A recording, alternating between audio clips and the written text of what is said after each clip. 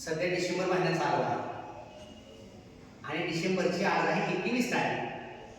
या महिन्यामधला हा तिसरा रविवार आहे आणि आपण आज सर्वजण बालसंस्कार वर्ग घेण्यासाठी एकत्र आलेलो आहोत.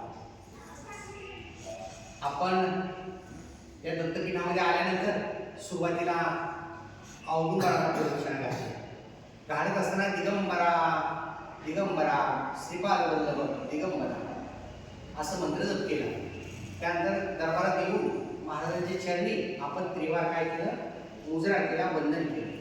दरबारातील परिवारातील देवतांची ओळख करून घेतली. त्यानंतर प्रसाद घेऊन आपण श्री स्वामी समर्थ एक मान मंत्र जप केला.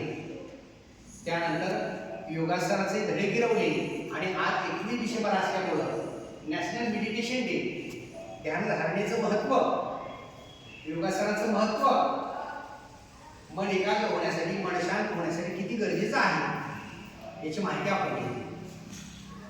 त्यानंतर आपण गायत्री मंत्र, गणपती स्तोत्र, प्रातिपदिक स्तोत्र या दैनंदिन सेवेची ओळख करून घेतली आणि पुढे आपण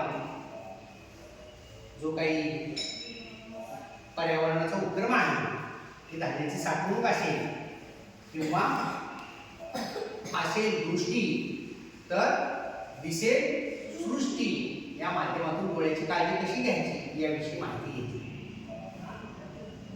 त्यासाठी आपण आपला स्क्रीन टाइम कमी केला पाहिजे, नवे नवे मोबाईल पासून दूर राहिलं पाहिजे. जास्त मोबाईल बघितला, जवळ मोबाईल बघितला, डोळे कोरडे पडतात, डोळे लाल होतात, मग आपल्याला वैद्याकडे जावं लागतं आणि आपल्याला चष्मा लागतो. टीव्ही पाहिला, जास्त पाहण्यात आला, जवळ पाहण्यात आला तरी दृष्टिदोष निर्माण होतो. म्हणून भोजन करताना किंवा भजन करताना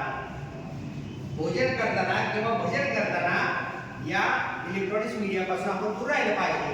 अभ्यास करत असताना, जेवण करत असताना मोबाईल जवळ घ्यायचा नाही, मोबाईल जास्त पाहायचा नाही, त्याच्यापेक्षा बाहेर खेळायला जायचं, बरोबर, मित्रांमध्ये समूहामध्ये खेळायचं, मग लपाछपी खेळा, पकडापकडी खेळा, रनिंगची स्पर्धा लावा, सायकल खेळा किंवा स्विमिंग खेळा, स्विमिंग करा, क्रिकेट खेळा.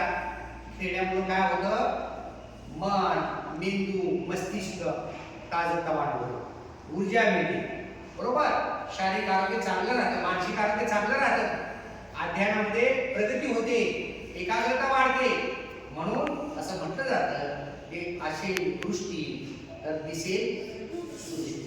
बालमित्रांनो, आपल्याला माहिती आहे की आज 21 डिसेंबर आहे.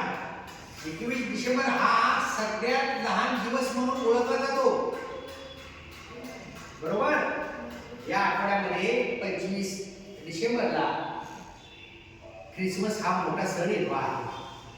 नाताळचा उत्सव अखंड जगभरात साजरा केला जातो आहे आणि या निमित्ताने शांती, संयम आणि राष्ट्राच्या निर्माणासाठी आपण काहीतरी करायला हवं ही ऊर्जा येते. शेवटी आता वर्ग शेवट करत असताना आपण सर्वजण हात जोडूया आणि सामुदायिक प्रार्थना म्हणूया. गुरुर्ब्रह्मा गुरुर्विष्णू गुरुर्देव